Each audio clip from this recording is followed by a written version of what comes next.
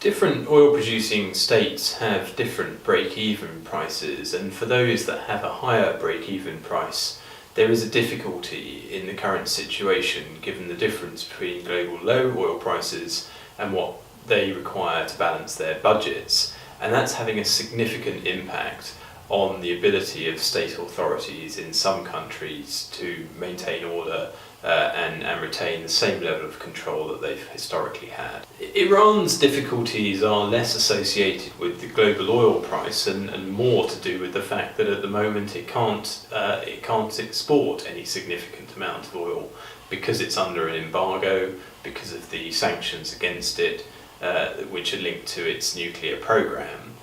Tehran desperately needs to improve its economic situation, and so it's seeking to agree a nuclear deal with the West.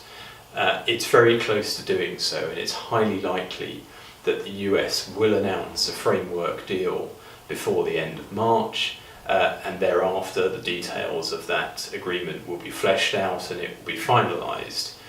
That will mean that Iran is in a position once again to export significant amounts of oil. But it's going to then face the difficulty of how does it do that. Its oil industry has fallen into disrepair during the years of the embargo, and it requires significant Western investment to ensure that it can develop its fields and get its production up to the sort of level that it would want to see. Well, when Moscow went into Crimea and then moved into eastern Ukraine, they didn't bet on global oil prices falling to the level that they have. They also didn't bet on the fact that they would face European sanctions to the extent that they now face them.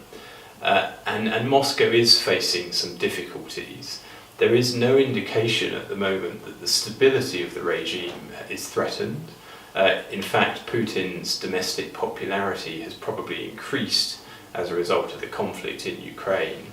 But the sanctions are hurting some of those oligarchs in his inner circle and around it, and as their business interests are affected, the risk of a challenge to Putin from within the ruling elite will increase, and the Kremlin has also already shown some signs of nervousness that might come.